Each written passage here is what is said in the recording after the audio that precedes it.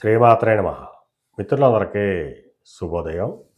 ఈరోజు శ్రీ పరాభవన సంవత్సర చైత్ర శుద్ధ తదియ శనివారం.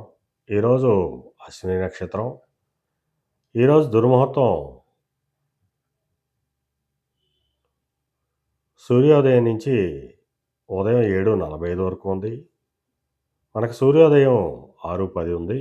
6:10 నుంచి 7:45 వరకు కూడా దుర్ముహూర్తం ఇవ్వడం జరిగింది. అలాగే ఈరోజు వర్జ్యం రాత్రి 11:14 అయితే 12:45 వరకు ఇవ్వడం జరిగింది. ఈరోజు మార్చి 21, 2026 తేదీ శనివారం. ఈరోజు అశ్విని నక్షత్రం. ఈరోజు పంచాంగరీత్యా ఈ రకమైనటువంటి ఫలితాలు గోచరిస్తున్నాయి. అలాగే ఈరోజు నక్షత్రం అయినటువంటి అశ్విని నక్షత్రం ఎవరికి తారాబలం కలుగుతుందో మనం పరిశీలించినట్టయితే భరణి, కృత్తిక, మృగశిర, పునర్వసు, ఆశ్లేష, మక, ఉత్తర, చిత్త, విశాఖ, జ్యేష్ఠ, మూల, పూర్వాషాఢ, ఉత్తరాషాఢ, ధనిష్ట, పూర్వభద్ర, రేవతి. ఈ నక్షత్రంలో జన్మించిన మన మిత్రులందరికీ కూడా ఈరోజు నక్షత్రం అయినటువంటి అశ్విని అనుకూలంగా ఉంటుంది. అందువల్ల ఇప్పుడు చెప్పుకున్నటువంటి నక్షత్ర జాతకులందరికీ ఈరోజు శుభకరంగా ఉండే అవకాశం ఉంది.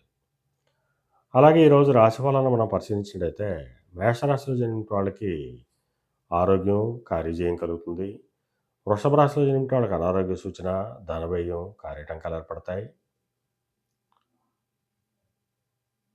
మిథున రాశిలో జన్మించిన వాళ్ళకి చేసేటువంటి వ్యాపారాలు లాభసాటిగా సాగుతాయి.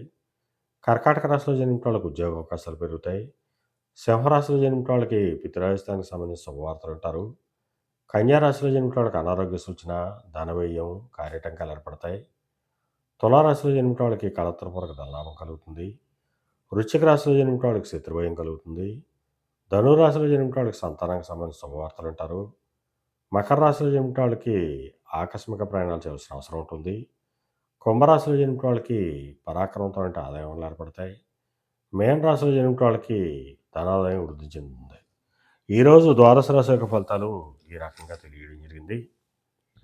అలాగే ఈరోజు సమస్త ఆయిల్ వ్యాపారంలో ఉన్న వాళ్ళకి కానీ, పాత వ్యాపారం చేసిన వాళ్ళకి కానీ, బంగారు వర్తకులకు కానీ, బంగారాభరణాలు తయారు చేసిన వాళ్ళకి కానీ, శానిటరీ వర్తకులకు కానీ, సిమెంట్ వర్తకులకు కానీ ఈరోజు మిక్కిలి శుభదాయకంగాను లాభదాయకంగా ఉండే అవకాశం ఉంది. అలాగే ఈరోజు శనివారం. అందువలన ఆ పరమేశ్వరుణ్ణి ఆవు పాలతో అభిషేకించినట్టయితే సర్వశుభాలు కలుగుతాయని చెప్పి శాస్త్రీత్యా తెలియడం జరుగుతుంది. అలాగే మళ్ళా రేపు శుభోదయం కార్యక్రమంలో మరిన్ని విషయాలు తెలుసుకుందాం. అంతవరకు మన మిత్రులందరికీ మరొకసారి శుభోదయం.